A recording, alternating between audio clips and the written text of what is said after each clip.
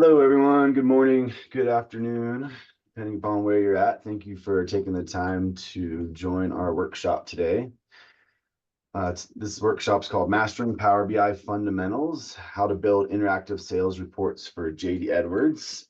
And we'll be leading you through really how to start from scratch with a report in Power BI and develop some visualizations that you can then ultimately share with your organization.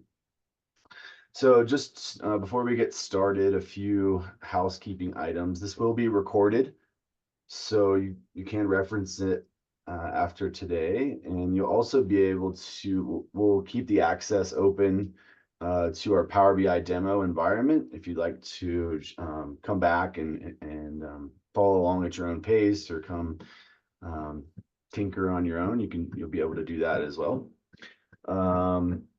We did have a little bit of a last minute technical change.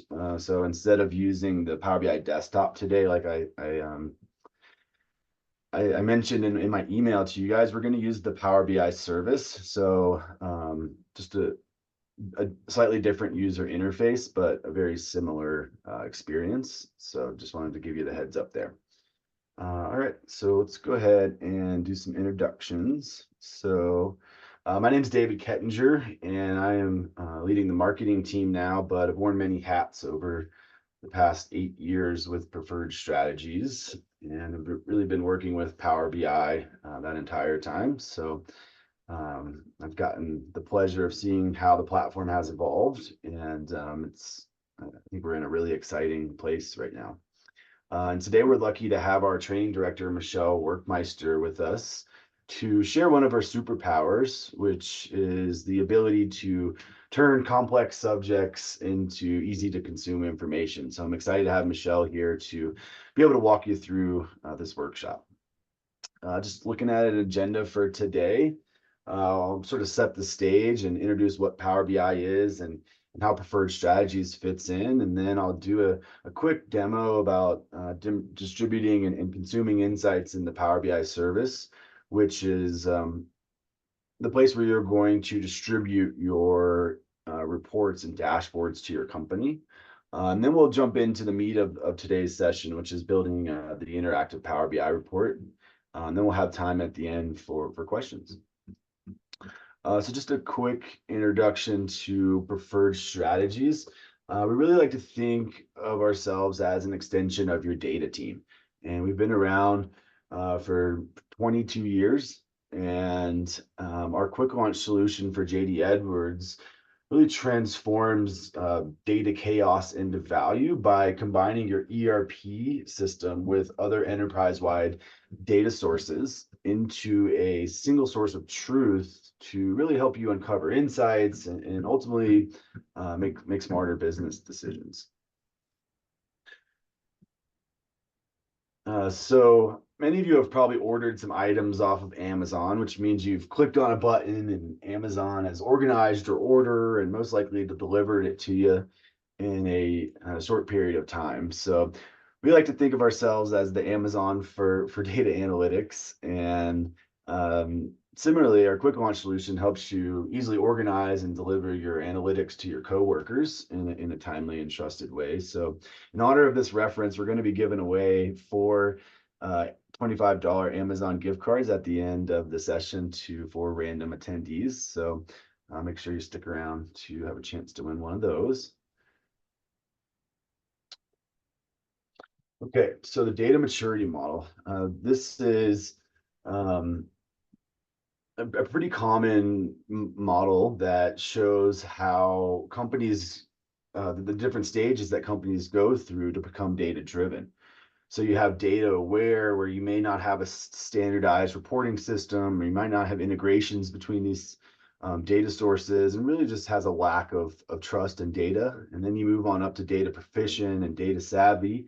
And then ultimately you arrive at being a data-driven organization. And this is really the holy grail of data analytics, where you have your IT and your business users working together and aligned on what their tasks are, and you have complete integration between your data sources, which ultimately leads to business users having more trust in data and using that to make decisions instead of, gut feelings. So, this is really what we're here to do is to help you continue to advance on your data analytics journey, no matter where you're at today. Okay, so to give you a quick introduction to what Power BI is, it's really an ecosystem as a whole that that helps you process, visualize, and share data. And it's made up of several different components. So you have the Power BI desktop, which is going to be your authoring tool and your data modeling tool. Um, and then you have your you have the Power BI service, which is really that software as a service, web-based platform for you to distribute information and collaborate with your colleagues. And then any of the content that you have hosted on the Power BI service web platform, you can then share to the Power BI mobile app, which is really how a lot of your users can consume analytics on the go on any device, anywhere they may be. So to truly harness the power of Power BI, you need to make sure you're setting yourself up for success. And part of that is having good data storytelling skills, which could mean well-designed reports. And that's what we're going to look at in this workshop and help you try to get to that point. The other part is really making sure you have a plan for enterprise scale analytics. And we'll take a look at that here in a slide or two. So as many of you are probably familiar with, there's a lot of different ways you can create reports in the Microsoft ecosystem. So we have our interactive Power BI reports, which you may think of as dashboards, where you're sort of clicking around, drilling into different visualizations to expose insights. But we also have some more traditional, highly formatted, more operational or financial style reports that Microsoft calls paginated reports in Power BI. So we'll take a look at an example of one of those in a demo here in a second. And then we have our tried and true Excel spreadsheets and pivot tables. So you can create your analytics, as many of you know, with these different tools. But in today's workshop, we're really going to just focus on this first section, which is the Power BI interactive reports. Okay, so I mentioned that you need to have a plan for enterprise scale analytics. What does that mean? So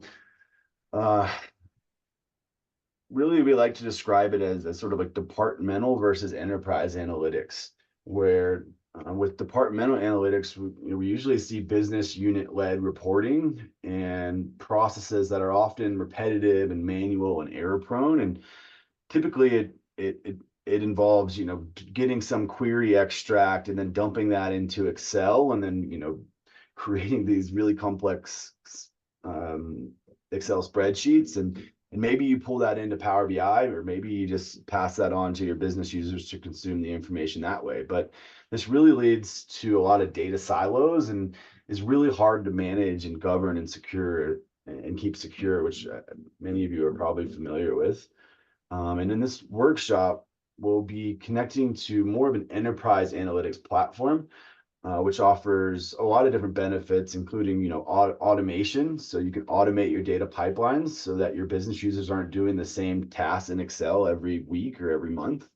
You can really tighten up security and governance, and ultimately really improve the trust in your data. So yeah, in this workshop, we'll be connecting to the quick launch for JDE Power BI data set that really acts as that centralized single source of truth for business users to connect to in whatever reporting tool they want. So it could be Power BI, it could be Excel or some other tool. And just a quick summary of how Quick Launch works, which is our solution for JD Edwards.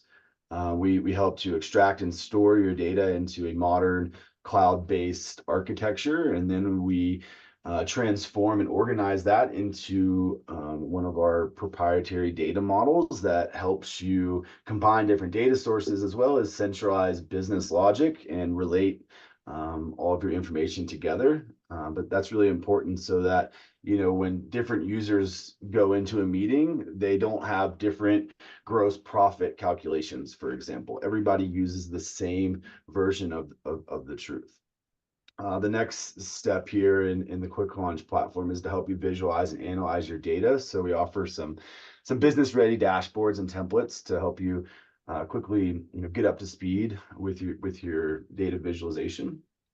And then ultimately, we want to help you grow and adopt the solutions. So we have an analytics maturity network that includes, our quick launch community and customer education sessions and our professional services team, which really is that extension of your internal data resources. Okay. With that, I'm going to wrap up on slides, and I'm going to go over to the Power BI service to jump into this quick demo on distributing and consuming insights in Power BI. So again, what we're looking at today in the workshop is how you can build your report, but ultimately you need to be able to share that report, and you do that in Power BI through what's called a Power BI app. So right now we're looking at an app in Power BI, and this is that read-only end user experience in Power BI. And so right now our default page in our app is what's called a dashboard in Power BI. The dashboard is really that single pane of glass into your business, so you can monitor performance across one business area, or it could many different business areas. So you can see here we have information coming from GL and sales and AP and AR and inventory. So from the dashboard, we get this view of our performance, and then we can drill into this. So if I click on, for example, this expense tab here, it's going to take me down to a Power BI report. And the Power BI report is that interactive layer in Power BI where we can start to filter this data. So maybe instead of year to date, I want to look at this month to date. It's not going to work. Sorry about that. We can change the year. We can start to click on different data points in visualizations, and you can see that the report will update. You can also right click and drill down. So a lot of nothing crazy here, but it does allow you to explore and start to answer questions as they come up in your analysis. So I'm going to come back and drill up. Not only can you drill down, or not only can you see information in more aggregate levels here, but you can also drill through to more detailed information. So you can set up these drill through pages that can help your business users go from that more aggregated level analysis down to more detailed to see the specifics of why things might be occurring. So that's a report in Power BI, and that's the interactive report style that we're going to make. But we also have these paginated reports. So I'm going to come down here and load up this income statement. And again, this is that more pixel perfect style reporting that most companies use. And if I come down, I have the ability to drill into these as well. So this is an interactive style report. And if I come into sales and marketing, and maybe we come in and check out rent expense, I can again drill from this aggregated level of analysis into more detailed. So here I have a more detailed view of my GL transactions. So here we're looking at the GL transaction details, and you can see I can also include other types of supporting information within this report. So if I click on this invoice number, for example, if you have a document management system, we can link invoices to specific transactions, and here so now you can expose your specific invoices so people can really start to figure out what's going on within the business operations. Okay, So that is really what I wanted to cover from a very high level consumption experience. And now we'll get into what you've all been waiting for, which is the interactive report building. So I'm going to go back to PowerPoint. Michelle, are you seeing my screen? I am, yes. Okay, cool. So yeah, I mentioned that we were going to shift gears. We had some issues with the Power BI desktop style report. So we're going to use the Microsoft, excuse me, the Power BI service to do our interactive report here. So what you're going to need to do is open up a web browser. We like to use Chrome or Edge, and make sure that you use the incognito or in private window, depending upon which one you're using. And this just helps with the login process. A lot of you might have Power BI accounts or Office accounts, which can make logging in a little bit more difficult. So if you do the incognito in private, it helps resolve that. And then obviously a second monitor can help. And so yeah, I'm gonna go ahead and pass it over to Michelle, and she can walk you through signing in. And if you have any issues, I'll be monitoring the Q&A panel. So feel free to reach out to me there, and I'll help you get logged in. Great. Thank you, David. So yes, what we're going to do is, as David mentioned, you're going to open your browser. So if I have mine bookmarked on the bottom, I just right click and do a new incognito window, and if it was Edge, just do an in private window. Once you open that, you're going to navigate to, I just like to type in powerbi.com, and that's going to be our starting point. When you get there, you'll type in your username. So that's going to be like BI Hero 1 or BI Hero 2, BI Hero 1 at biquicklaunch.com. I think David sent out those credentials. And the password is let me see, and you're going to use 3s instead of E's. So once you get in, it's going to take you to your home screen, and that's what you'll see on my screen here, where you can navigate around. We are going to build a report from scratch. So today's on hands, we're assuming you know nothing about Power BI. We're starting from scratch. There's going to be a little bit of focus on understanding the quick launch data model and how we can build a report through that, but also just how to create simple visuals within Power BI. So again, it'll be really a very introduction or basics training through Power BI.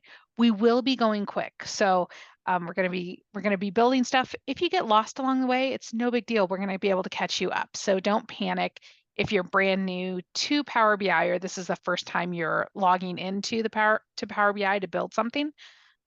That's kind of what this hands-on portion is geared towards. Ultimately, what we want to do is be able to build reports so that you can create what David showed you at the beginning, which is kind of that hands-on. So Michelle, one second. I believe This we have some people that need to be able share. to sign in. Okay, So let me make sure everybody gets signed in before we jump ahead, okay?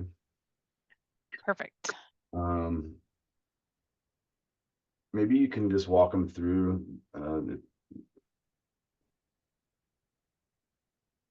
So yep. So if you're here, The username and password. so if you're here, I've started an incognito window, and I'm just going to put in powerbi.com. I hit enter. Let's see. And it's not.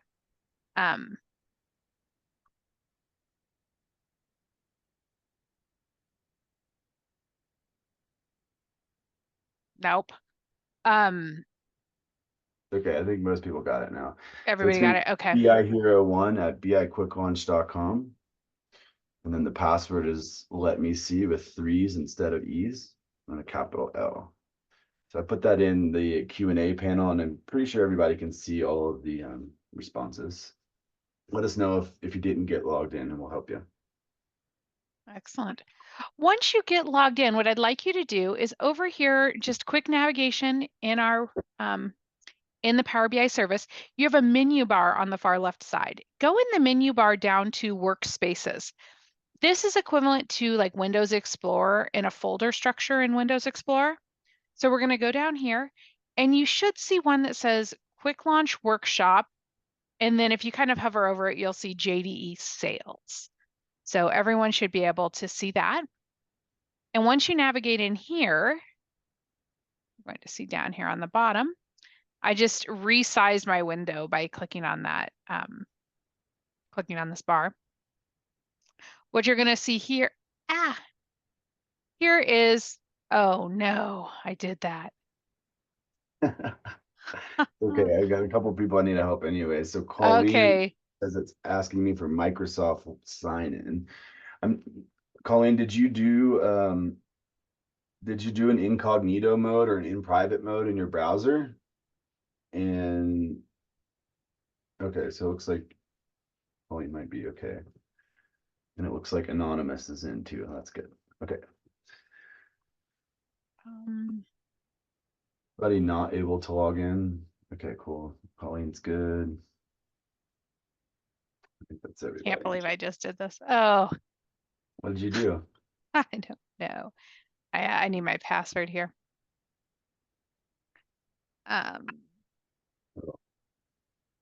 For training?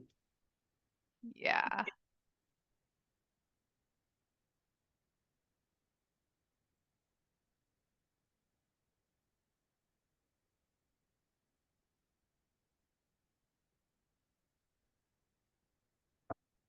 Yeah.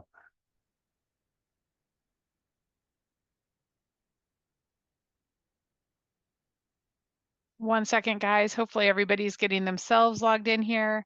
I just sent it to you in Um, Teams, Michelle. Awesome.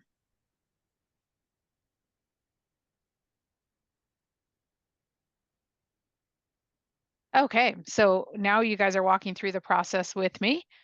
So here we go. I'm just gonna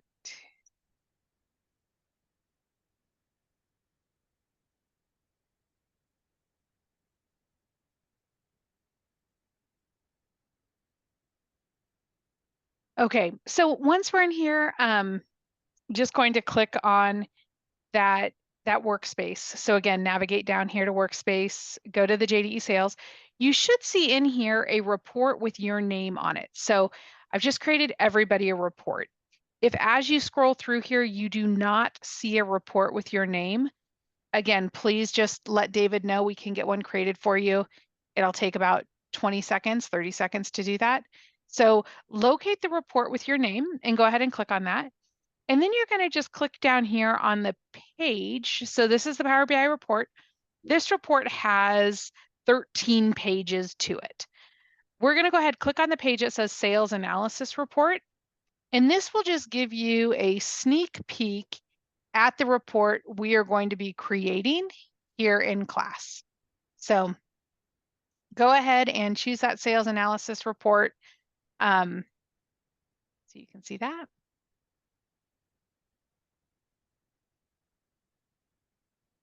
Are you seeing the Q&As? There's a few people I need to set up, but while you kind of walk through the beginning, I can get them loaded Perfect. up. Okay.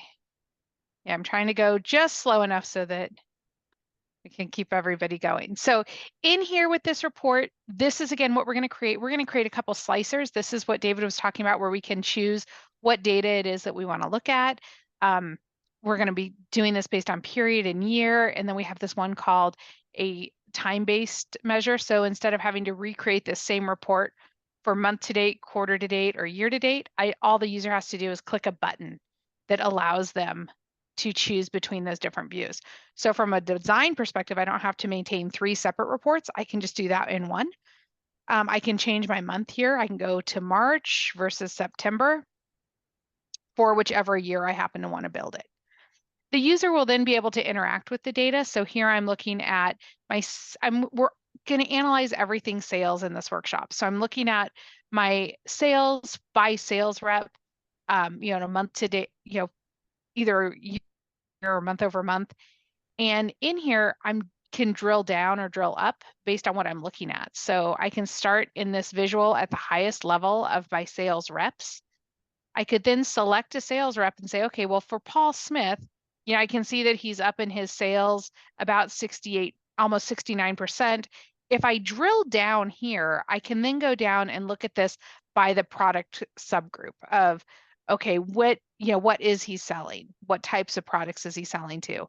I might even then go one level deeper to look at customers. So we have this ability to really interact with data and see who are we selling to? What types of products are we selling to them?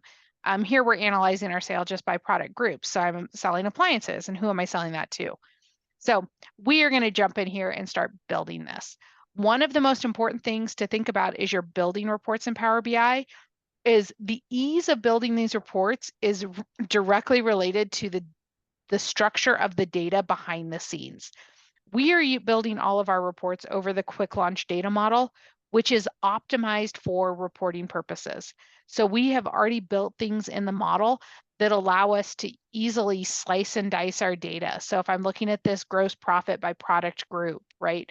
What are those product groups? We've optimized the data model to look at that. Or here, looking at it by sales rep, and then drilling into it by who are the customers that these sales reps represent. So all of that's behind the scenes. Same thing with just being able to slice and dice the numbers, month to date, quarter to date, year to date. So let's take a look at how we do this. Hopefully at this point, I've talked long enough to get everybody in and you guys all have a report open. We are going to jump into an edit mode. For the purposes of this training, we are doing this in the Power BI service. We would never recommend this in the real world. We'd always want you to build from the desktop application. Okay, there's some advantages to building in the desktop application. But from a training, this allows us to bypass a lot of security and get everybody access to the underlying data very quickly. So that's why we are doing it this way. Again, this is a do as we say, not as we do. Okay, so in here in the Power BI service, there is a menu bar across the top. We're going to navigate over and choose the edit button. Depending on the resolution of your screen, this may be buried. You might have to use your ellipsis to get to the edit option, but I'm just going to choose edit, and it's going to switch the view of my. Now, instead of having the pages go down the left-hand side of the screen, you'll see tabs across the bottom with your pages. So this is what it looks like when you're in a development mode.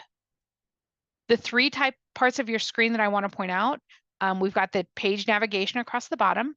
Right above, we have the canvas area. This is where we're going to build our content or create the content. And then over on the right-hand side, you have three panes. There's the filters pane, the visualizations pane, and the data pane. This is where we're going to work with our data or build out the content. So let's get started. To get started, we are all going to go ahead and on the bottom, we can either navigate, we're going to start from scratch here. So what I'd like you to do is you can just click the plus icon right here, the green arrow, and this gives us a blank page. So this is where we can start from. So as we start with the blank page, what we want to do is we first just want to learn about how do we navigate with the data? How do we start creating a visual out here? So on our blank page, we're going to go ahead and rename this page so that it's something we want. So just right click on the page and hit rename. And I'm going to take out page 1 and I'm just going to call this summary. And then I click off of that and I can start building. So let's start looking at our data. So the first thing we want to do is create a table that looks at what is our total sales by customer. So to create a table, we need two types of fields. We need a dimension field, which is going to be our customer, and a measure or an amount field, which is going to be the sales amount. Over here in the data pane, what we see listed here are different tables that are available to us. So in here, if I go ahead and hover over the branch table, I can see that this is built over the JD Edwards F0006. This is what we call a dimension table. In the dimension table, we have different fields. You can easily resize this pane by just clicking on that kind of light gray line and doing a drag and drop. I don't like things to cut off, so I'm going to resize this. And I can see here, here's the branch table, which is the F0006. The branch field is the MCU field from JD Edwards. So this gives you that cross-reference of what is the data I'm pulling from JD Edwards into the model. So we have dimension tables like branch or customer, item branch. And then we have what we call a fact table. The fact table is where our amounts are pulling from. So in here, we have the sales table. This report we're building is over our sales perspective. And the fact table in that is the sales. So in here, if we go down to sales amount subfolder, we can see that we have field. This is going to be our measure. So we said we want to create a table of basic data that looks at the sales by customer. So let's navigate to the customer table. So this is going to be a dimension table. And in here, you're going to find that customer name field and just simply check the box. And now we have a list of who are our customers. Next, we're just going to navigate down again in the data pane. You can scroll down to the sales table in the sales amount field, and you're going to find our sales amount subfolder and find that sales amount field and check that box. And now you see the sales amount. You can resize this visual just by, clicking on one of those indicators, those dark indicators, and again, doing a drag and drop to move that around.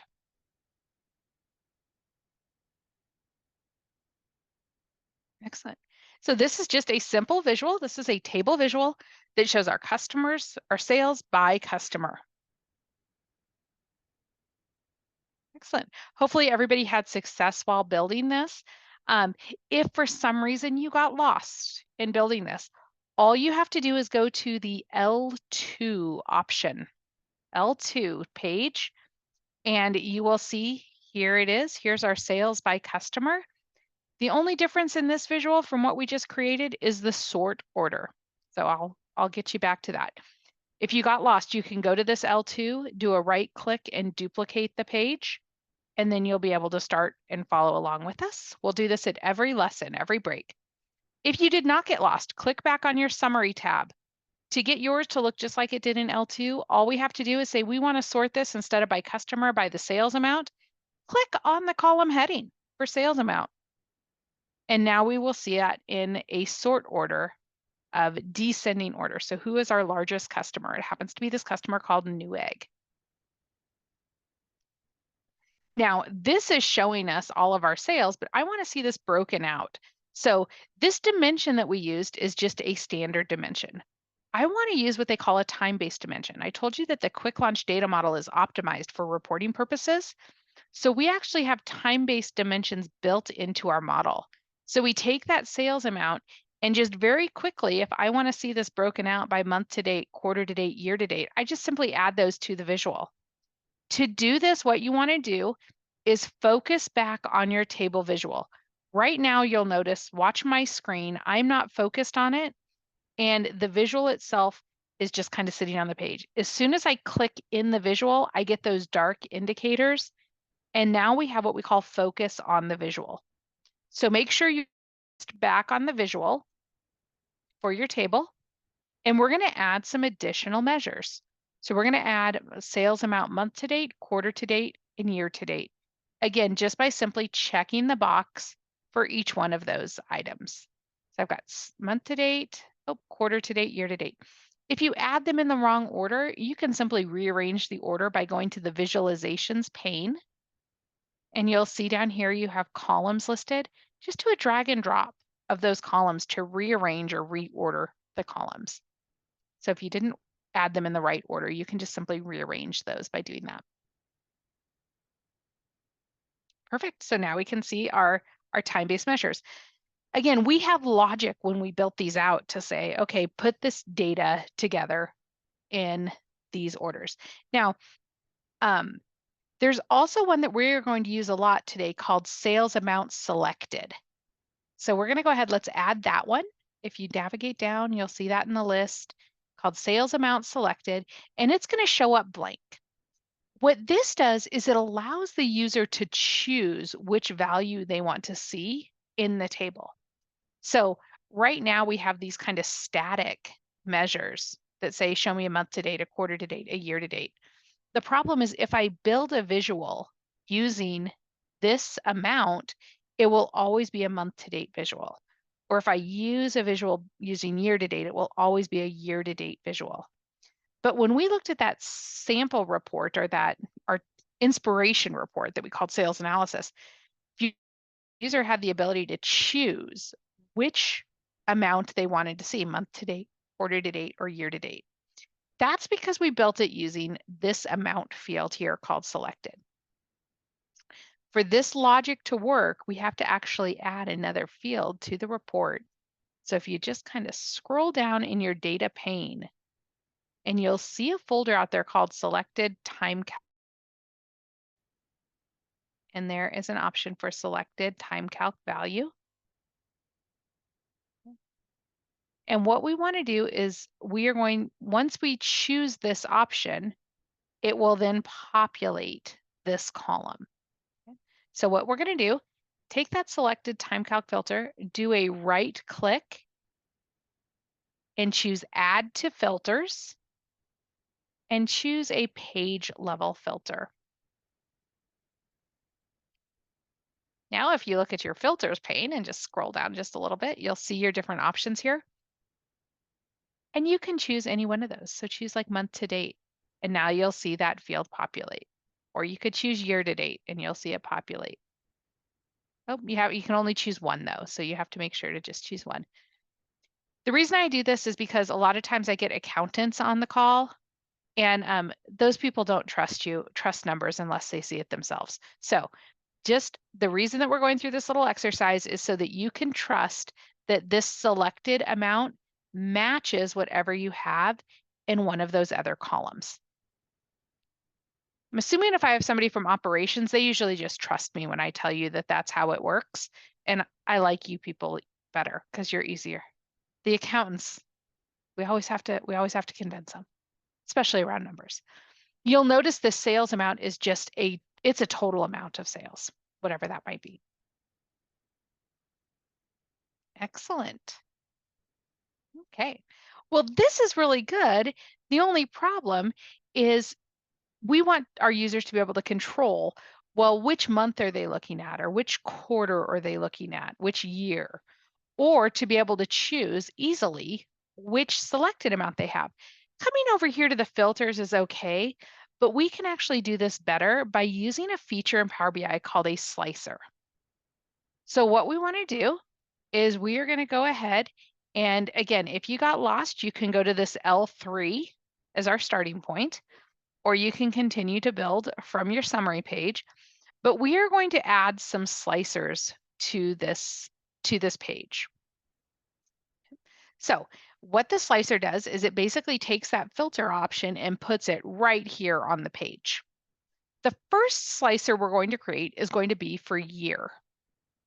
So what we're going to do is on your page, just give yourself some room, resize your visual so that you have about half the page at the bottom.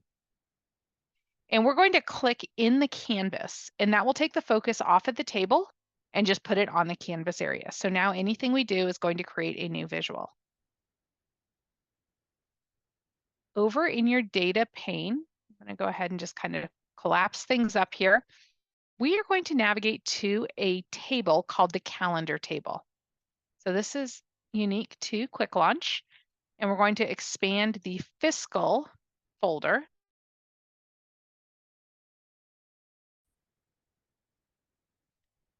And then in the fiscal folder, we're going to navigate down and we're going to find that year field. And we're going to create a new visual for the year. So I'm just going to go ahead and check that box next to year. And it's going to create its own table with the 3 years listed here.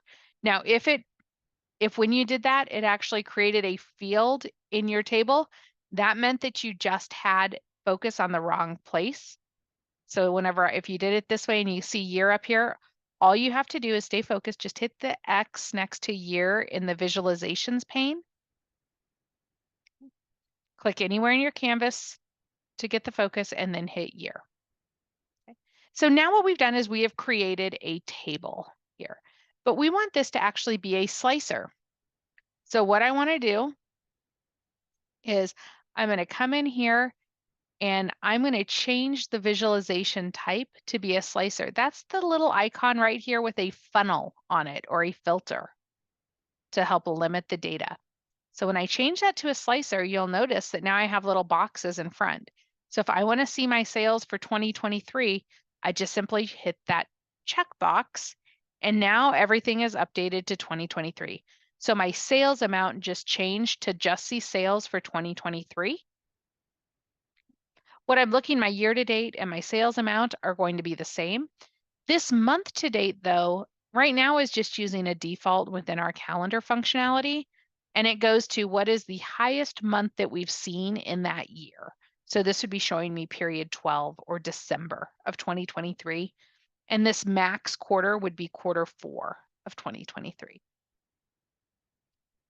So in here for this slicer, this is what they would call a list of values. But there's a couple other ways we could do this. We could actually create, I like one that actually gives us kind of buttons for this visual. So I'm just going to come up here in the visualizations pane. And we're going to go to the option to format the visual. That's this little, in the visualizations pane, it's the one that has a little paintbrush on it across the very top. And then we're going to go right underneath that section that says slicer settings. And we're going to change the style. So the style, instead of having a vertical list, we're going to choose the option for tiles. And tiles give us these kind of buttons. Now for my user to choose it, they just click on the button and it will change the year that they've selected.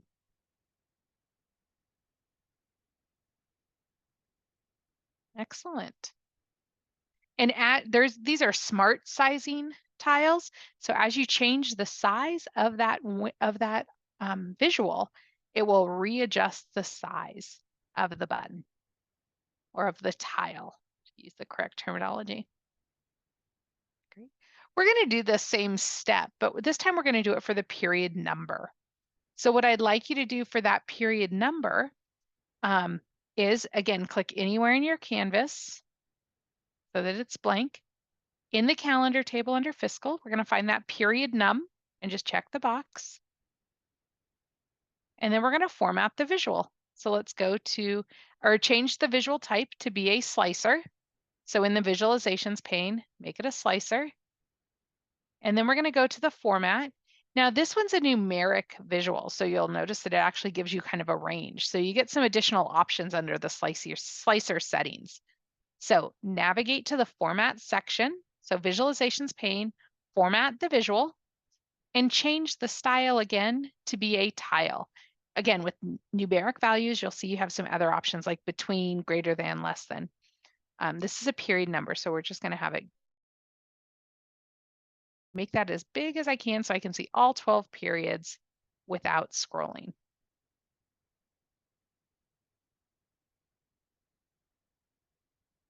Perfect. The third one we want to do is for that time calc value for that selected option. We don't want our user to have to choose which one they see in the filters. So what we want to do is actually add that down here. So on this, we're going to do a little bit of cleanup. I'd like you to go back to your filters pane, clear that filter for selected time calc just by hitting the eraser or the little option that says clear filter right up at the top. And then let's remove the filter by hitting the X where it says remove filter. So now you should see in your table that selected, the sales amount selected just went blank, and that's okay. So we just removed the filter for this. And now let's create another slicer. Now you could do the slicer from scratch. That is fine, but we're going to be a little more efficient. Let's take that slicer we just created for period number. We have our focus on that slicer. I'm going to use copy paste. So using your keyboard, do a Control C as in copy, Control V as in Victor to paste, and it kind of pastes right over the top. Now we're going to just move it so they're not stacked on top of each other. The easiest way to move it is to click on that ellipsis, the 3 dots, and then just do a drag and drop. Now we want to change the field that we have here. So instead of basing this on period number, we're going to base it on that selected time calc value. So focus on that new slicer that you just created. Go to the visualizations pane and click back instead of format your visual, click back on the build visual. It's the very first icon across the top of that visualizations pane. As you navigate down, you'll see under field, it has period num. We're going to remove that option. To remove the option from the field, you're just going to hit the little X that's over on the right side of that period num field well.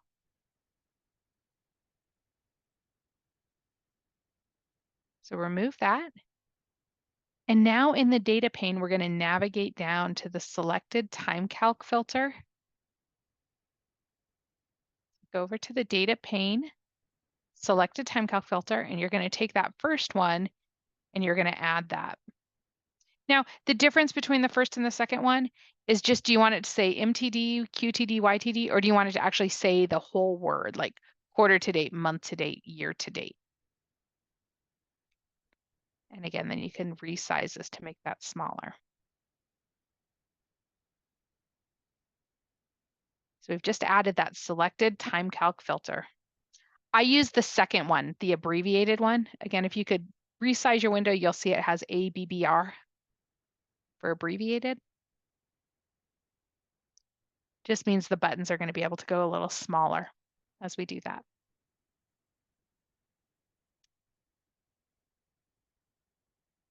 Perfect. Next, what we want to do is start laying this out a little bit more. So it starts to look a little bit more like a report. At this point, my user could really navigate around as they choose their period, what period they want to look at, what data they want. All they have to do is select those buttons from the slicer, and you'll notice your table is changing the data. So at this point, we've really got kind of the base or the start for our report. But now we want to start building the Power BI report.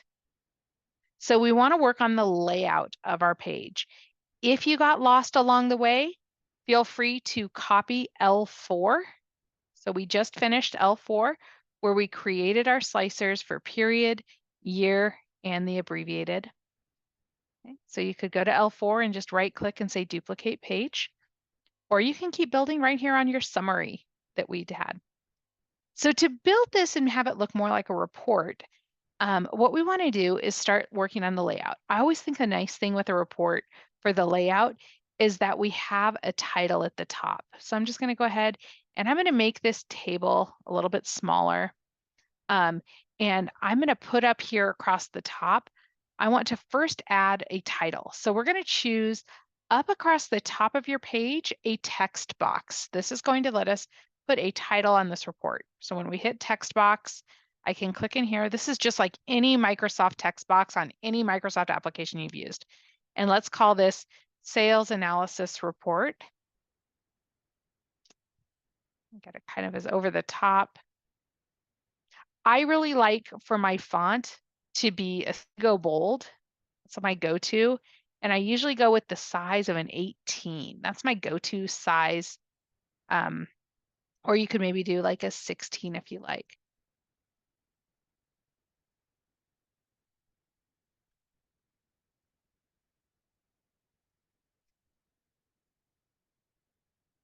Actually, I think on our sample report, they used Seago UI Light and then made it bold. So whichever way, again, you're going to come up with, as you build reports, a standard that you want to use. So Seago UI Light with, a 16, and then I made it bold. And then I want to drag that up right here to the top corner of my report for the title. Now across the title, I like to always put my slicers up there as well. So I'm just going to take each of those slicers. I'm going to start with that selected time calc one, and I'm going to move it up there. And I'm going to make this window as small as I can. I don't think I need the titles on here. I feel like, it's pretty self-explanatory as you use it, what this field is going to be. So, and then I just kind of work to get these laid out. And then I'm going to bring my year up here. Again, as you resize, you'll notice that title falls off. We could actually use the formatting to do this as well, and take that title off, as opposed to just resizing. And I like to get these to all kind of be the same size by just shrinking up the top and bottom, right to left. And my rule of thumb is to try to make users um, not have to scroll around in these slicers. So put these in, and there we go. So I've put my 3 slicers across the top. I've resized those. Again, I feel like it's pretty obvious what they are, so I don't feel obligated to put in there like, that the 1 through 12 is period, or that the 2021, 22, or 23 is a year. Now, if I had things like my customer or my branch or a sales rep, those categories you might actually want to have titles on them because they might not be as obvious to the user. But here I've now worked with my layout to just get my buttons placed on the page where I think they make the most sense. Again, you can work with the size on this. Your resolution on your screen might be a little bit different than mine, so getting that layout might be a little more tricky for you, but that's what we're going for. I'm going to take my data here, my table, and I'm just going to put it down here on the bottom corner of my report.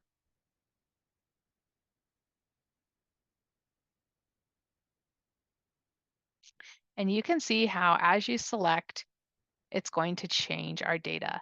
Now I'm going to choose my slicer for the year to date 23 of September, or period 9.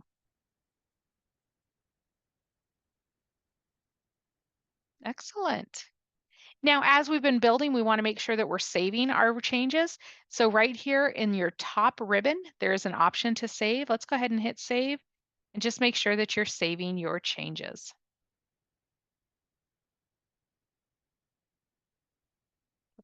Now, as we build this, guys, I'm not going to use the filters pane. So just to give myself some more room on the page, I'm going to go ahead and collapse this pane. That's just this little top arrow in the top right-hand corner. So go ahead and just collapse that filters pane. We're going to really just focus on the data pane where I'm pulling my fields from, and the visualizations pane where I define what it is or what the picture is that I want to create. So next, we're going to create our first visual. The first visual at this point that we create, and when I say, I guess technically our slicers were visuals in Power BI, but when I say visual, I'm talking about the pictures. I want to take this table, I want to put it into a picture format so I can quickly analyze the data and see, where I'm, am I doing better or worse than I was maybe in a previous year or previous quarter. Those pictures help me to see the outliers or see where I need to focus on my data. The first visual that I want to take you through building is going to be a waterfall chart. So the waterfall chart is a great way to analyze variances in data. So instead of looking at this year's value versus last year's value, what I'm looking at is what's the variance or the difference between those? And, am I doing better or worse? So we're going to look at our sales and we're going to analyze our sales by our sales rep. So for each of our reps, have they sold more or less than they did last year in the same time period? And I don't necessarily need to see the whole number. I want to see what is the number that's better or worse, right? So what's the variance in there? So let's go ahead and let's just click on the gray area, or I mean the canvas area, the white, and I'm going to start by building a brand new visual. So in the visualizations pane, we're just going to start top from bottom. So let's choose the visual that we want to create, which is a waterfall chart. As you're looking at this, it's right next to the blue funnel icon. It looks almost like the letter H or a backwards H. If you hover over it, it's going to say waterfall chart. Click on that, and it gives you this new visual icon. You can resize it if you want, just so you can see it a little bit bigger. And then we're going to keep defining. We're going to first start by saying, what is our category? So what am I trying to analyze? We want to see this by sales rep. The sales rep actually lives in the customer table. So let's go ahead and let's expand our customer table in the data pane. And let's scroll down in here and find our sales rep.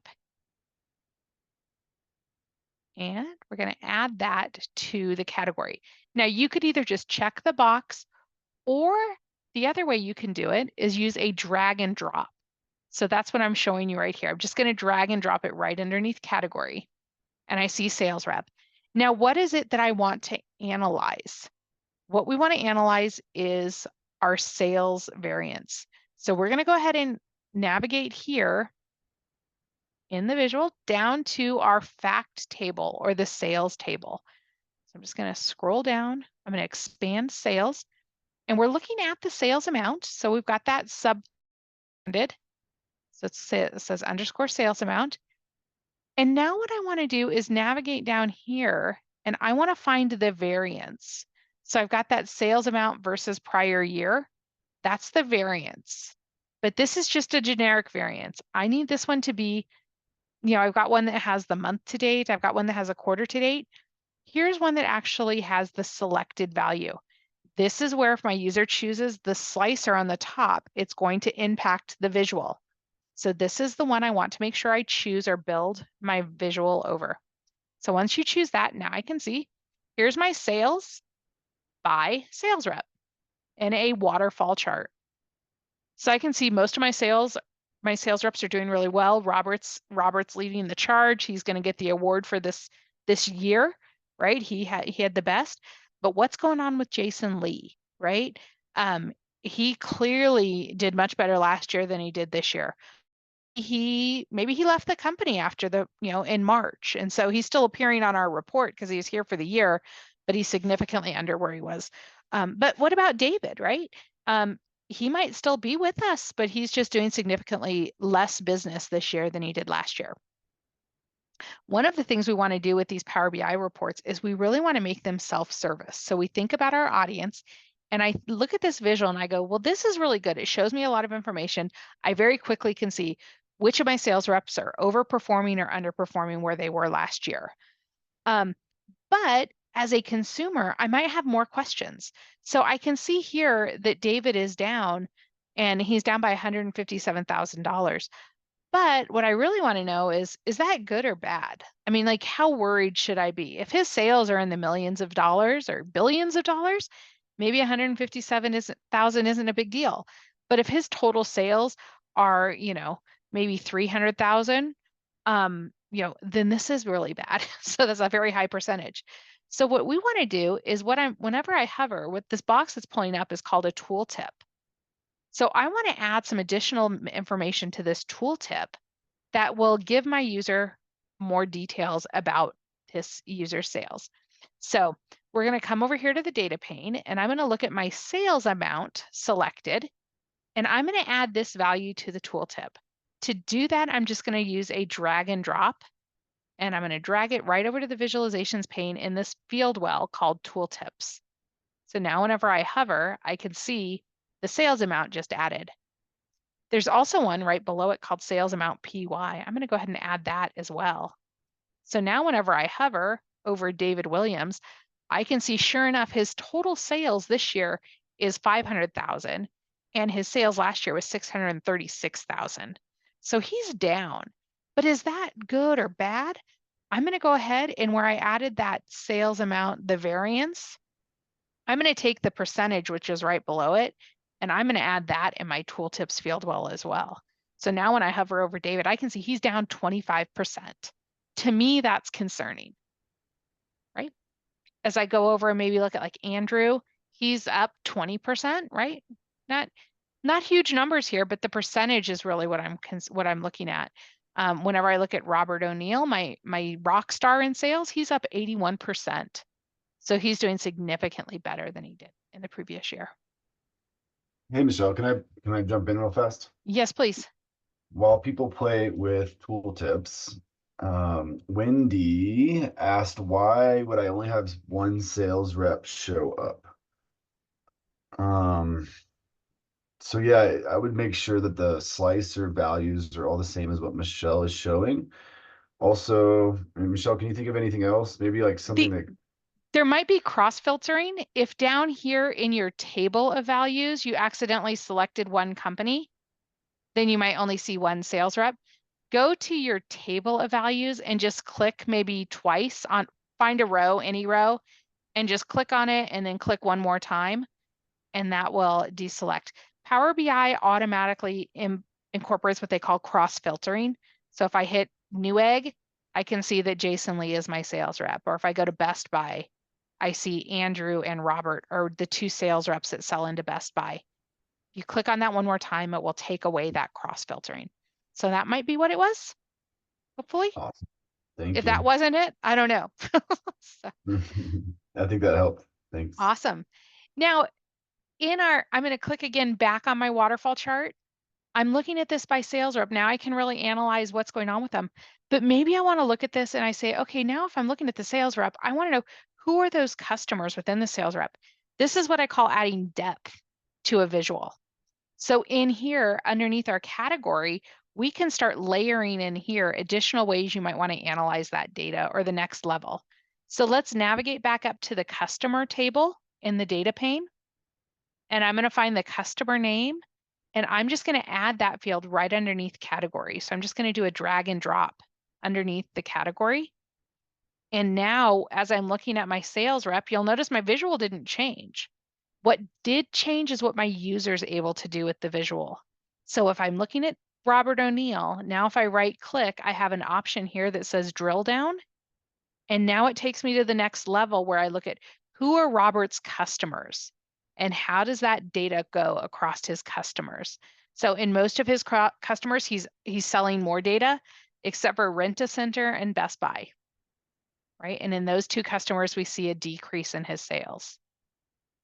To get back up, I just right click on any one of these and I choose drill up and I go back up. So this, I could add multiple layers in here. We're just going to do the 2 for right now, but here you could see multiples. I'm going to take this table and I'm just going to move it up here and put it in kind of the top right corner of my canvas. Excellent. Hopefully you guys had some success here. Now, in our visual, the last thing I want to do is to make this a little more relevant. I want to make sure I put in the title of this visual. So we're going to go over here in the focus on your waterfall chart. In the visualizations pane, let's go to format the visual. And now we're just going to go down here to the section called general. So click on the word general and you'll see an option for the title. Expand that. And then we can change this and just call this sales variance by sales rep. Now, Power BI or Microsoft is very nice to tell you when you've spelled something wrong. They're not very good at giving you that right click to find the right spelling. So I can see here I just had, it'll underline incorrect or misspelled words, but you do have to actually click on them and retype it. I don't think it gives me, whenever you right click, it doesn't give you the ability to spell it, which is terrible for me because I'm a terrible speller. And now I just have that on a recorded session. Oh no, it's all going downhill. Perfect. Excellent, guys. I hope you guys had some luck. In here, you can see where you can, again, do some formatting on your title. The text color, I usually like those to be a little bit, stand out a little bit more. So I'm going to make that kind of a dark charcoal. I might make it bold in here just so you can see it. Yeah, do you like to sit? Again, you might have some standards. Do you like titles center or do you like them left justified, right justified? All I'm going to do is make my title bold and I'm going to change that color so it stands out a little bit more. Excellent. Okay. Perfect, guys. Well, hopefully you had success there and you've built your visual. Again, you got a tooltip. You can drill down. You can drill back up if you'd like, but you can see your sales variance by sales rep. Next, what we're going to do is we are going to create a scatter chart. So if you got lost, feel free to copy L6. So go to your tab down here for L6, just right click and duplicate the page, or feel free to continue visual building on your summary page. I think it's always nice to just start with something that we've already had. So I'm going to go ahead and take this waterfall chart and I'm going to do a copy paste on the waterfall chart. And again, just drag it over the bottom half of the screen as we build this.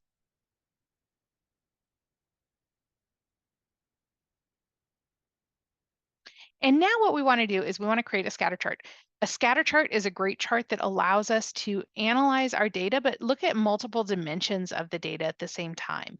So what we're going to look at here is we're going to compare our total sales to the profit. So how much have we sold, and are we actually making money on that? So, which of our products that we sell, which ones are, high dollar or really affect our bottom line more than others?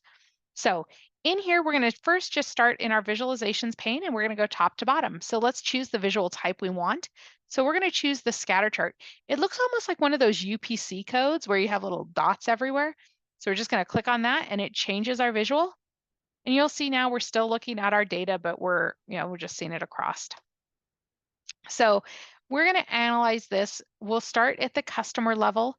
So in the values, we're going to start at customer. I'm going to put that at the top. Now, instead of looking at this by sales rep, we want to actually analyze more at a product level. So I want to see, what am I selling it? Okay, so I see, who am I selling to, but what is it that I'm selling? I don't care about the sales rep. So to get rid of the sales rep, I'm just going to hit the little X. And then we're going to navigate in here to the item branch table. And we're going to build that drill down here where I look at my data from a customer level. Then we're going to look at this at a product group level. So I'm going to navigate in the item branch table to product group, and I'm going to add that right underneath customer name. And then I'm going to add the product subgroup. So I'm building that depth in my visual. Next, I need to say, what is it that I'm looking at? Now, I don't want to analyze a variance anymore. So I'm going to take that variance and I'm going to actually put that down in my tooltip. I'm just going to do a drag and drop. And this time I'm going to take from the tooltip the sales amount selected, and I'm going to put that up in the x-axis, just doing a drag and drop to the x-axis. So it's nice. I already had the values selected there in the tooltip from the previous visual, so I can just kind of move that up there. So now we can see across our page, what are our different sales for, again, year to date, September of 2023, and I'm looking at it by customer. If I hover over it, I can see that data. But I want to actually compare the sales to how much money did I make, right? What's it look like on our bottom line? So that's going to be the y-axis. So let's now over in our data pane. I'm going to collapse up item branch to our sales table, and let's look at the actual gross profit.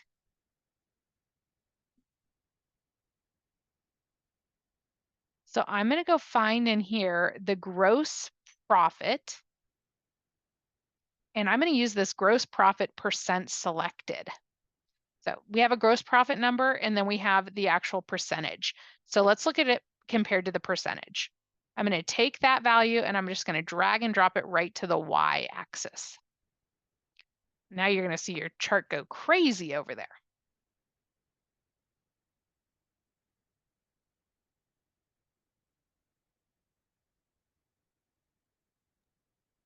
So, Yes. hey, can you show everybody where the product group field is again? The product group field is in the item branch table. So if you go to item branch and then scroll down, you'll see the product group. Awesome, thank you. I think another helpful thing is if you're ever looking for a field, you can go to the search box in the top of the data pane and you can just search for it and it'll highlight it and where it is in the data model. Thanks, Michelle. You're welcome.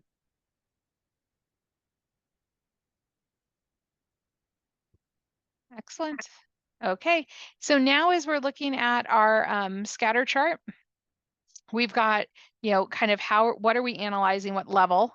We're comparing sales to the gross profit. The next one that we see here is the legend. So what the legend allows us to do is, again, add another dimension to this view that we're looking at. So in our legend, I could actually break this apart. And as I'm looking at my sales here, if I hover, I'm looking at sales for BrandsMart USA. Their total sales amount 78,000. But and of that, our gross profit was almost 80%. So we're doing really well with that. Might not be a really high number in sales, but definitely a huge margin for us as we make those sales. But maybe I want to look at here of those sales. How are we making those sales? Is that from a retail brick and mortar shop? Is that from an online sale? Or is it other? Maybe we're doing some special events, farmers markets. I don't know what it might be.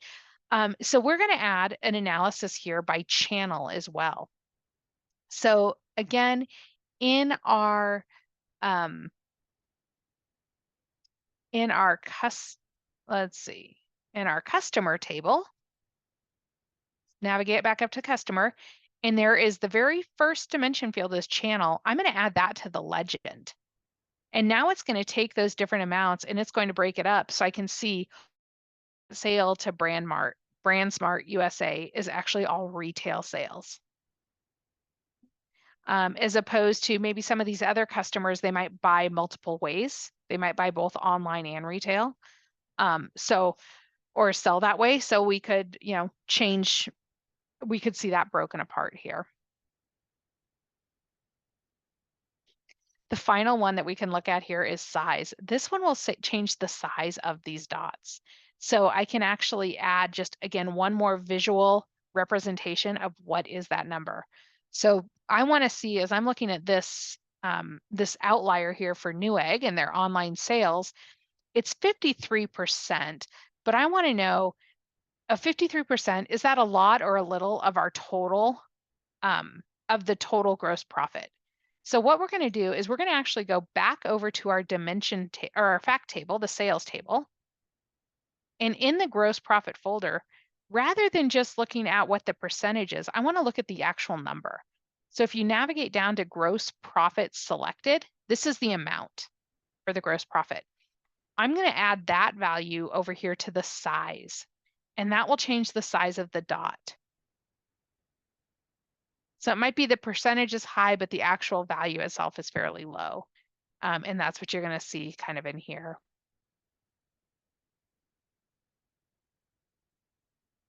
So here, the dollar value is really high, but the percentage is fairly low.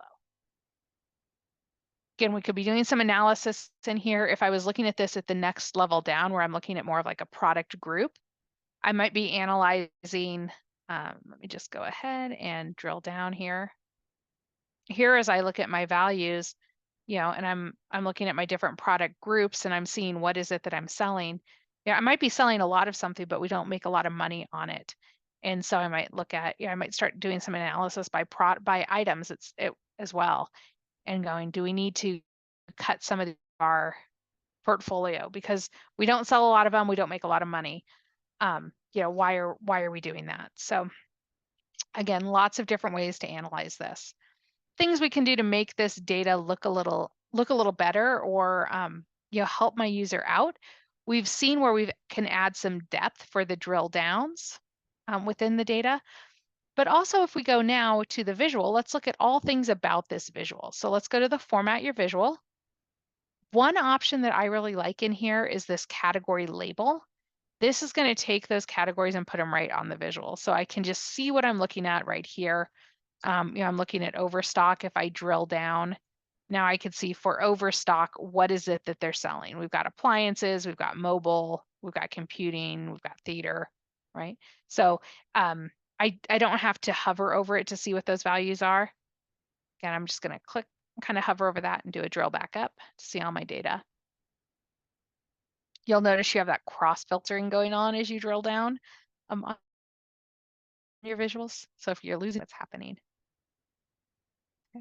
The other thing we want to do is we want to make sure that we update in that format section our title. So let's go to format your visual. Again, I turned on the category label. I turned that on. My legend is on. Let's go to the general section right here under format your visual general. And now we're going to expand the title, and let's change the title for this one. Let's just call it sales and gross profit percent by customer.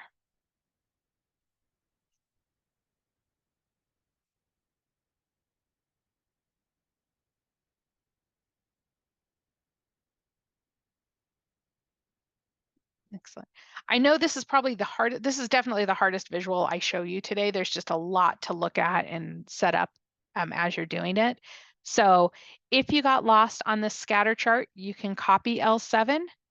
Or if you don't want to start over, if you're really proud of what you've been building, you could also go to L7, find that visual, and just do a copy on the visual.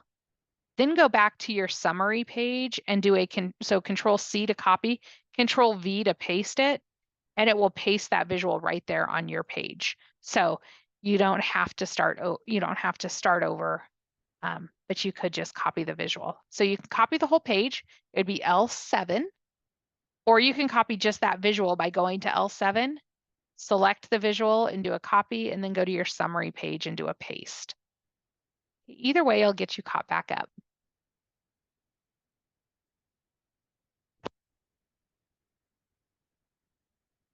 Perfect. I somehow, on my process, oops. I lost my title along the way. Not sure what I did. There we go. Perfect. Hopefully everybody out there is having fun and you're finding some success as you're building out these visuals. Great. The next visual that we're going to create is we are going to create a bar chart. So specifically a stacked bar chart. So what we're going to do is we're going to keep looking at this gross profit. But what we want to do is look at, well, what is it that we're selling, right? What types of products? So let's go ahead.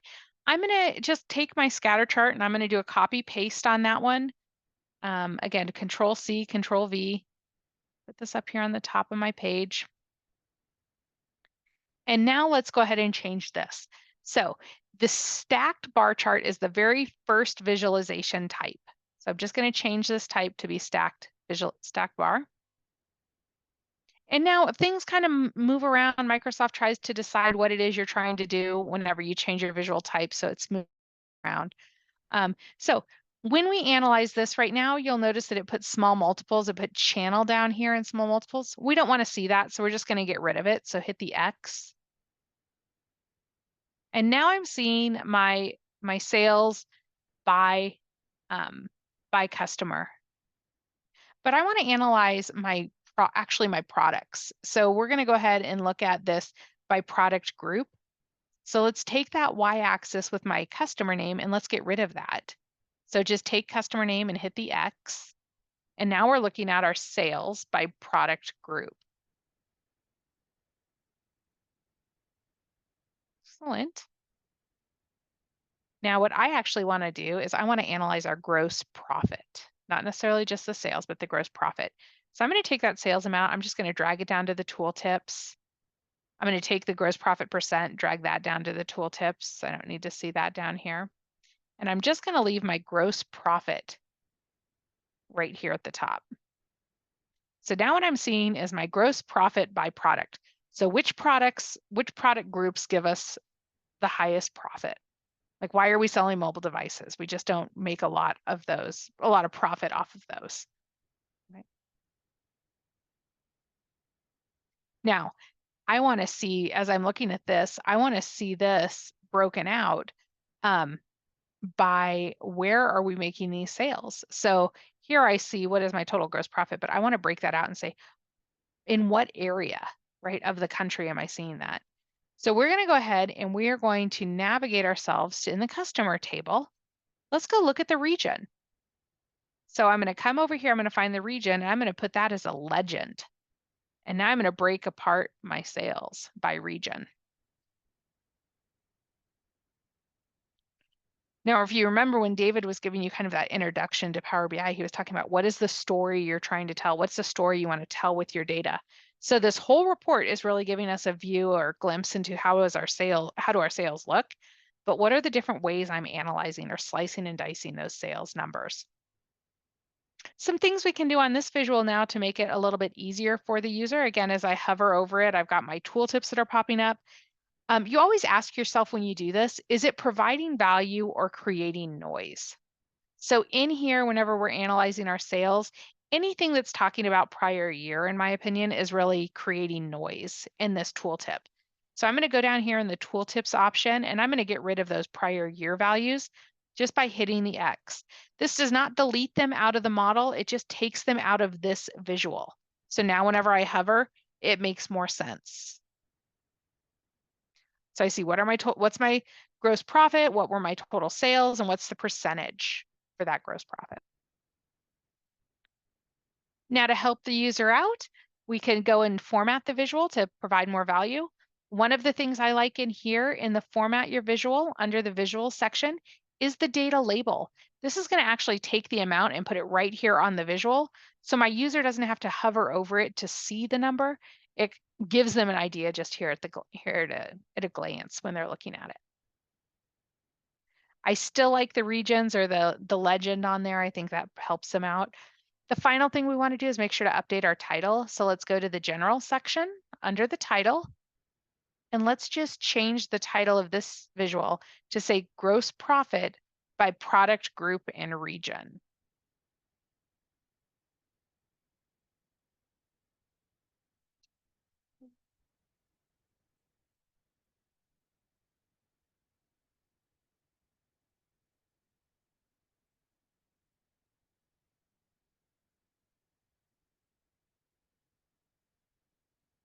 Because we did the copy paste, I don't have to always set every single time the size or the font. And I make this mimic, I guess, the sample report. I'm actually going to change the position of my waterfall chart and my bar chart. So this will just help it to follow the same layout as our summary report. Excellent. Make sure to hit save up there in the top right so that you're saving your changes.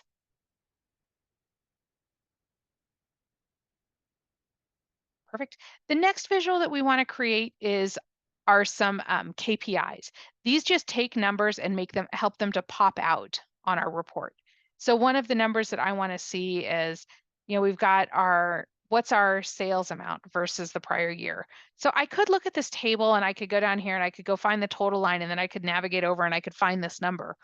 Or I could just pop right out at me and tell me what the number is.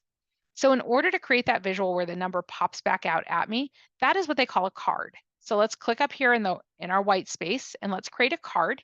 That's this one right here with the 1, 2, 3. So let's define the card and it says, well, what is it that you want to show? And we can navigate down in our data pane to we want to show this number, this 2,903,000. So we're going to go to the sales table. I'm going to go find the sales amount field. And again, we're going to use the sales amount selected. So it changes with my slicer value up there. And now it shows me my 3 million. So that's a card. It takes the value that I see in the table and it just puts it up there. So my user doesn't have to go navigate through that table, and find the value they're looking at and then potentially read the wrong number. It just puts it right there. But one of the things that we look at within Power BI is to look at numbers in context. So if I'm looking at our sales and it says our total sales are $3 million, my real question is that good or is that bad, right? So we want to actually compare that number to what our sales were last year. So instead of using a card, we're going to use a visual type called a KPI. That's the next icon. It's 2 icons away. It's a little green arrow going up and a red arrow going down. And this allows us to compare that sales amount to something else. It still calls out the value, but we're going to do a comparison.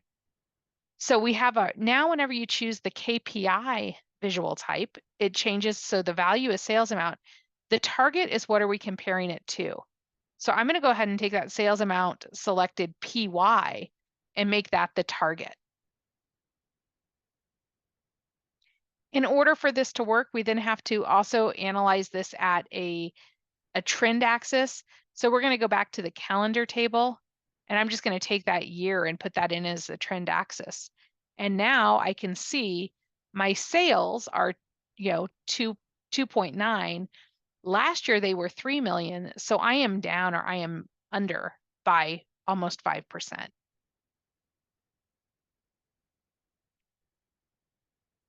So this is allowing us to look at that number in context or see, is this good or bad compared to what I'm looking at it with.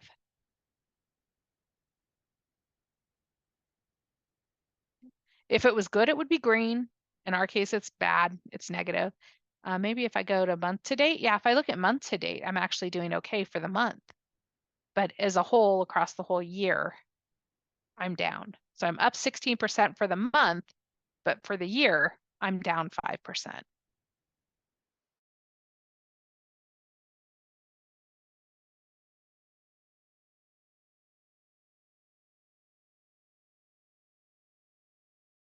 You know, is it a specific sales rep? Is it a specific customer?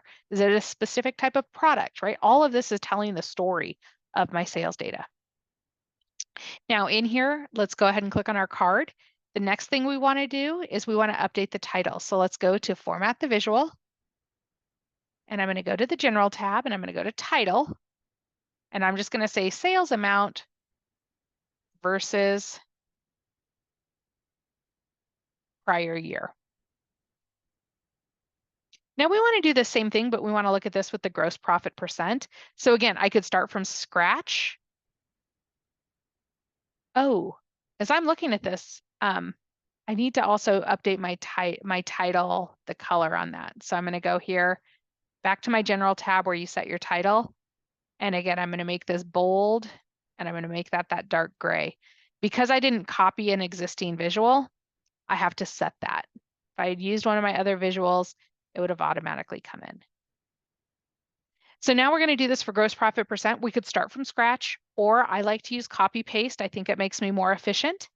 So I'm just going to select my KPI. I'm going to use my keyboard and do a Control C for copy, Control V as in Victor to paste. I'm going to put that right below. And now all I'm going to do is I'm going to change out my value and my target. So instead of using the sales amount selected, I'm going to use the gross profit. So I'm going to go to the gross profit percent, and I'm going to change that out so that I have my gross profit percent on here selected and my gross profit percent prior year. So again, now I can see that I'm down almost, I'm at 60%, which is down right in line with what my sales is really. My sales is down almost 5%. My gross profit's down 4%.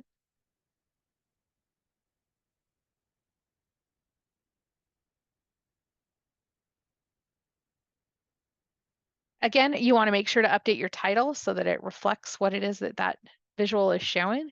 So instead of saying sales amount, I'm just going to say gross profit percent or GP percent. I try to avoid using acronyms or abbreviations in my titles when possible.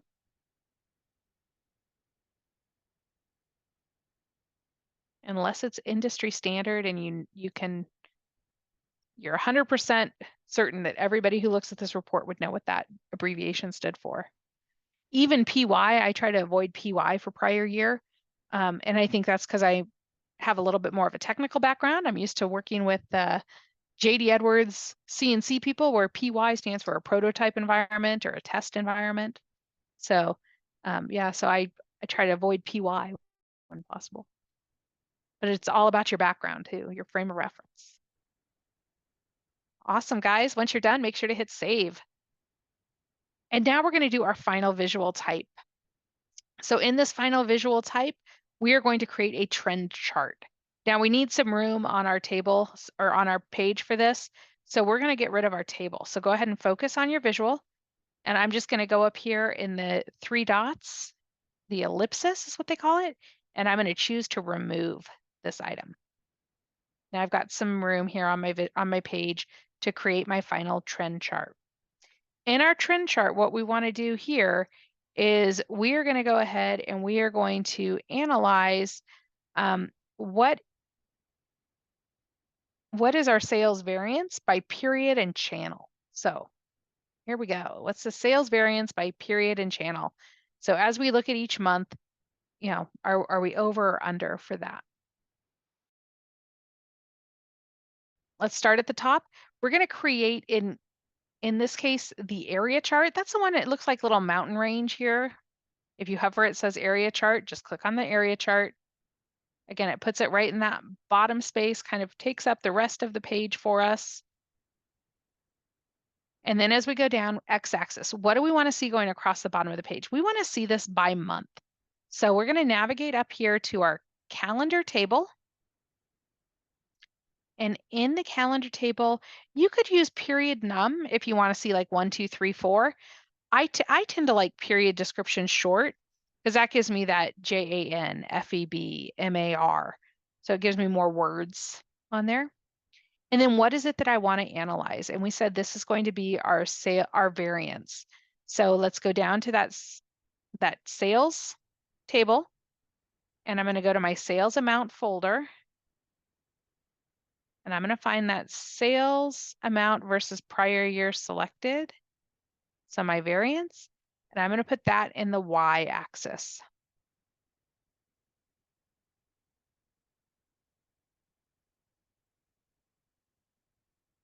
Now I only see one dot, and you can see it's September, right, of 2023 as you hover. That's what you're looking at, is that variance amount just right there. Now we said in here that we wanted to see this by channel.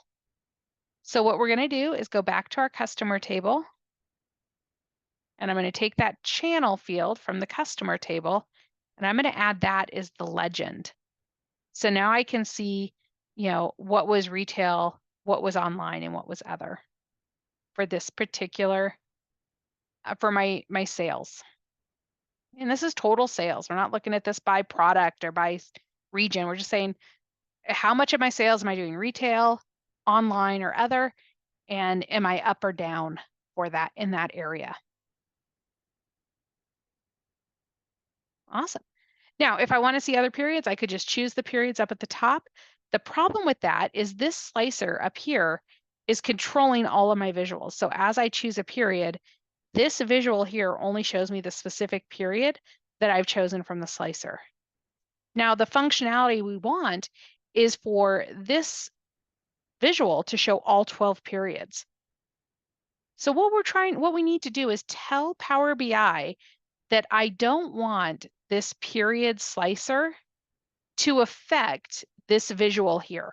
I don't want it to limit the data or cross-filter the data, is what we've been seeing. So what we're going to do is I want everybody to go ahead and focus on the period slicer. The way, just choose a different period if you want, or just click somewhere there, but you want to make sure you have those dark indicators going around the period slicer. Then we're going to use the menu bar across the top where it says visual interactions. Again, on your screen resolution, it might show dots. So choose visual interactions and then go down to edit interactions and turn this on. Every visual now has 2 icons on it. The first one is like a little funnel icon, and the other one's a Ghostbuster icon. Go down to your line chart or your area chart there, and you're going to hit the Ghostbuster sign. So what this is saying is the interaction between your period slicer and the area chart, there's not going to be an interaction or no interaction. And then you can go back to your visual interactions and just toggle that feature back off. So now as you change your period slicer, it does not affect the trend chart.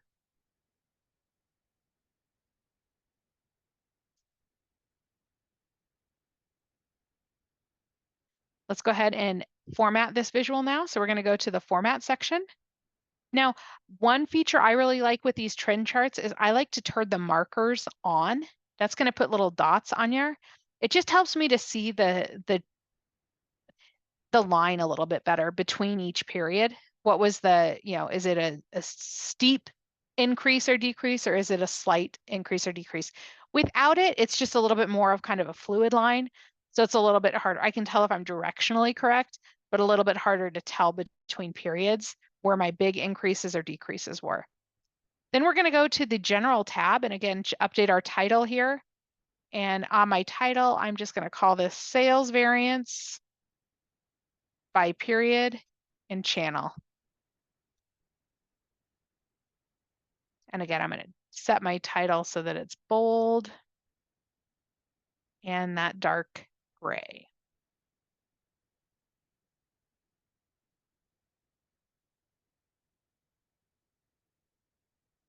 And then when you're done, make sure to save. I know that was really fast, guys. Hopefully at this point, if you were to click on that L10, your report looks something similar to this. As David said, you will have access to this to this session. We're recording it. You could go back and rewatch it, but you'll also have the ability to just log in and play with your report a little bit more if you want to keep analyzing this.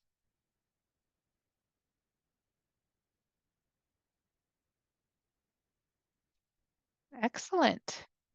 Now, with that, the next piece that we want to do is, again, to keep telling our story for our users, they're going to want to see the details that come up behind this. So in order to do that, we're going to add a feature into our report called a drill through. Now, drill through functionality just requires that we have another page of the report that we're going to call, and it's going to pass parameters to it and then show us the result. The most typical use of drill through functionality is looking at the picture, drilling down in here to a point. So here I'm looking at my sales. By sales rep, I could come down, I could see by customer. Once I get here, I might want to then see what are the transactions that make this up. So that is what they call a drill through. In order for a drill through to work, you first have to create the target report that you want to go to. So I'm just going to show you where we've already done this. We have a tab out here called sales detail, and we have already created in this page just a single table that has a bunch of fields in it. So these are the transactions. Okay. To make a drill through work, you create this page. Again, just for sake of, so you guys can see it, I would just go to a new page and I could come out here and I could just start selecting all the different fields that I want to appear in my table. And I could select from the different, I go to item branch. We had things like, I might even look at items at this level. I might look at product groups and subgroups, right? I just add any field that I want to see. Now from here, I want to go down and I'm going to go to sales and I'm going to add that sales amount field. So this is my detailed table. To make this a drill through page, I have to add fields in the visualizations pane right here to what a drill through is. What that does is from our summary page, it's going to pass values over to this page that serve as filter parameters. And it will then limit this table to just show those transactions. And that's what gives kind of that focus or that narrowed in approach. So in what we would do is, again, we'd find the different fields that we want. And you can, again, just watch me. I'm not doing this slow enough that you could really do it. I just right click on this and I say add to drill through. And now it puts it here in the filters pane, right under drill through as a field that gets passed. I could do that with customer name. And I would do this on each of the different fields. Once you've done that and you've set that up, so I'm going to jump back to our report here, you can see that we've passed channel and customer number and product group.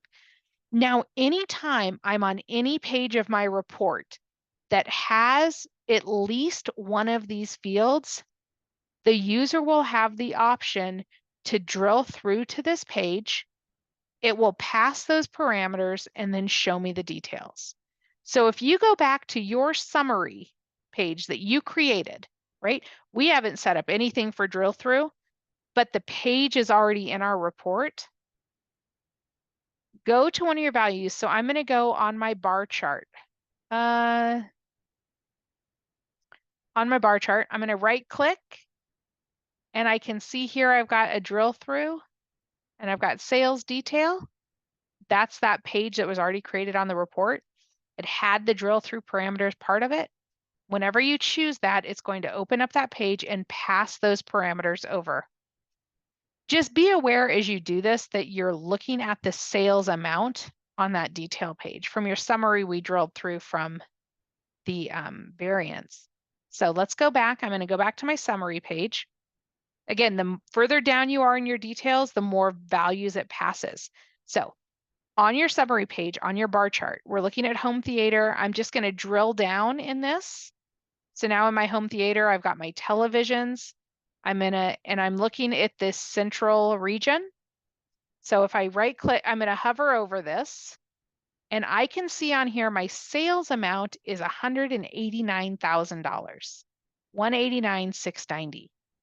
So now if I right click, if I right click on that and I go to drill through to sales detail, I can see here in the drill through that it passed over the product group, the product subgroup, it passed over the region, the period, the year, all right, the selected time.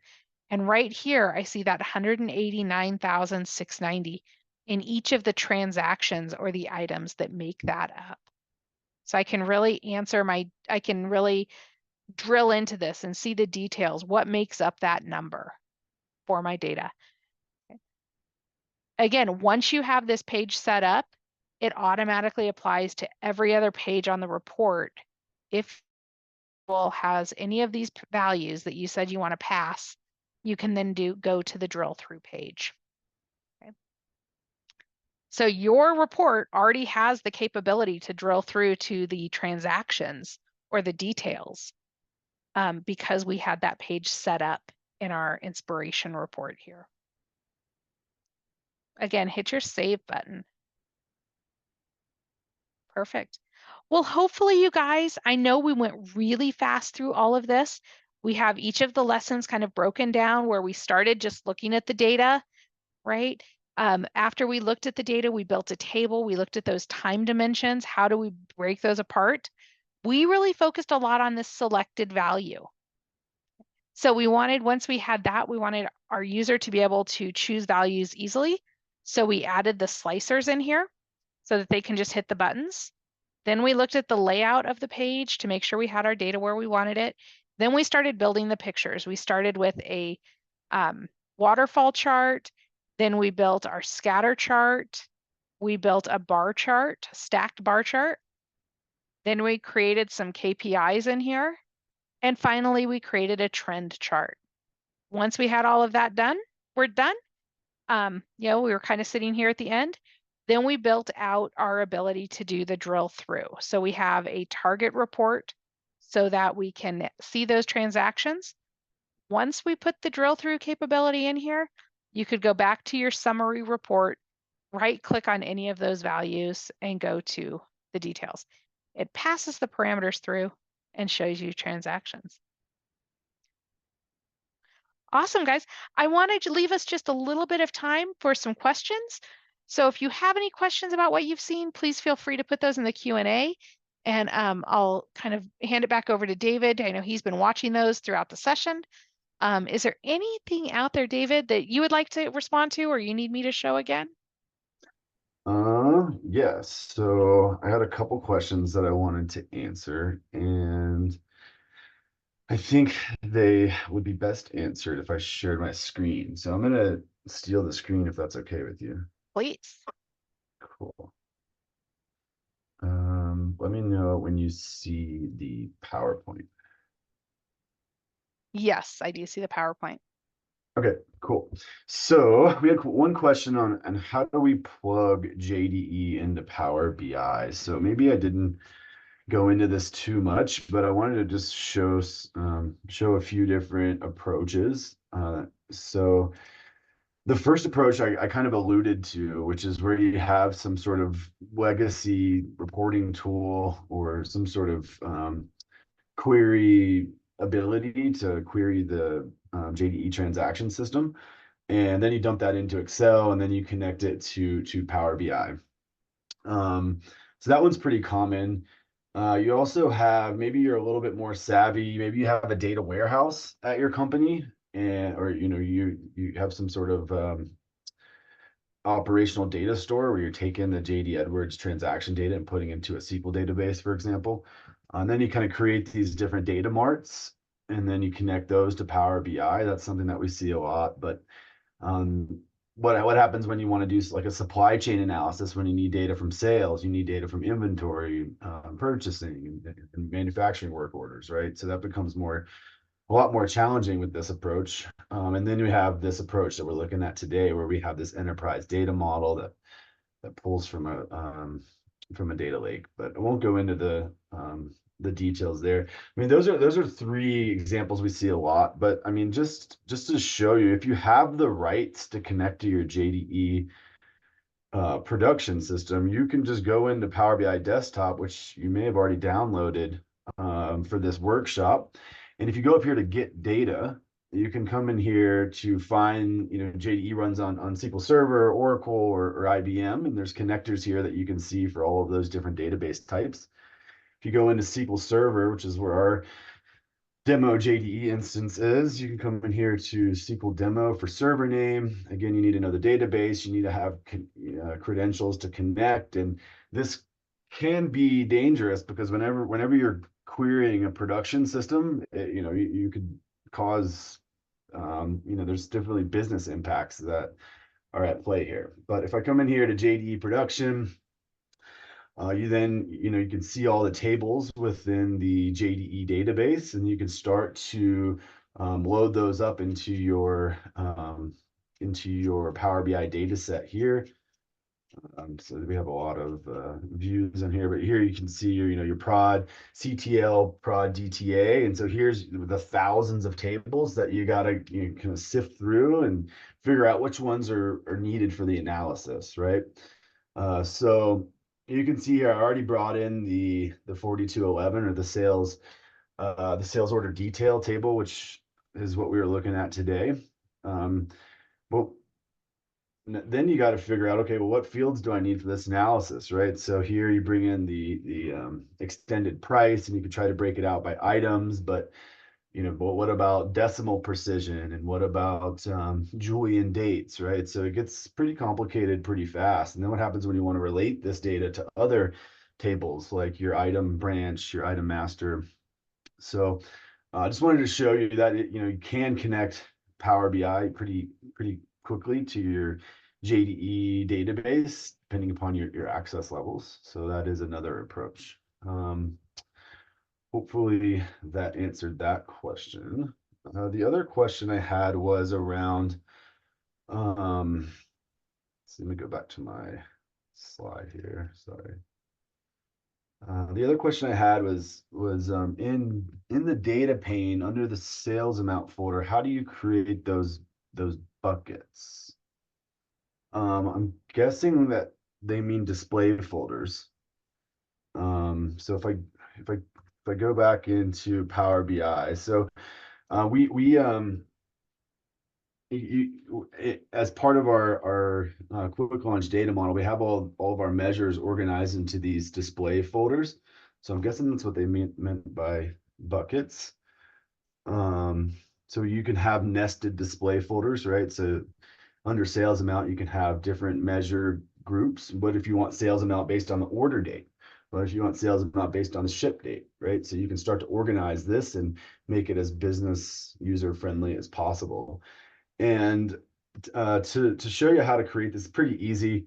Right now I'm in the report view in Power BI Desktop. You can see that based on this pane over here to the left. You also have the table view if you just want to see the data. And then you have this model view. So if I come into model view, now this requires you to be using Power BI as your data modeling layer as well as your reporting layer. And I won't go into all the complexities there, but let's say you do have a Power BI model that you're working on. You can go into your data pane over here, and you see I have two measures that aren't in display folders, just kind of floating over here. In this case, these are measures that I use to make dynamic titles in my report. So if I come in here and I select these, and I open up this properties pane, you'll see that I have this display folder option. So I can come in here and create a display folder pretty easily just by typing it in. So maybe we want to do like report titles here. And in order to show it at the top, we always like to put this hyphen in front, or sorry, underscore, so that it doesn't sort alphabetically, but the other fields, it shows up at the top. So if I come back into my data pane now, you'll see that I have this new display folder um, called report titles. So just wanted to shed some light on that question. Looks like we had a few other come in as I was talking. Well, somebody asked for recording. Yeah, we'll follow up with you on the recording after this. Um, let's see. I see the demo set up for sales. Yeah, where this demo is just including sales data and not the rest of the data model. Mainly that's just to simplify the learning experience and not get people confused. So if you'd like to see the whole model, we'll reach out to you and we can set up a free trial for you. We do Um, also have, we have a recording of this over the financials as well, looking at mhm. GL. So if you do have users in your organization that might want to see this over GL, financial users, um, again, reach out to David. He can help get those guys set up. Or if you're interested in seeing it over sales, we could get you access to a sales report. So you could see we go through the exact same visuals. Everything's exactly the same. We just do it over finance instead of sales. So um, just so you guys know, we have that available. Great point. You. So that's all the questions that I see for now. So that brings us to our big Amazon gift card winners. So Michelle, I need you to pick four numbers between 1 and 32. I'm gonna go with 7, 15, 22, and 31. And 31. Okay. So we have Colleen Thompson. Congratulations, big winner. We have Heather Phillips and Justin Marano. Hopefully I'm saying that right. And then Shirley Sharp. Cool. So thank you guys. We'll follow up with you on those gift cards. And to everybody, again, thanks for taking the time out of your day to join us. I know 2 hours is a long time, but hopefully you found some value in this and started to get a grasp on some Power BI report development concepts. And if you have any questions, we're here to help you. So here's Michelle and I's emails, and feel free to reach out anytime. And I hope you guys all have a great rest of your week, and we'll see you on the next session. Thank Thank you, you. everybody. Bye. Bye bye.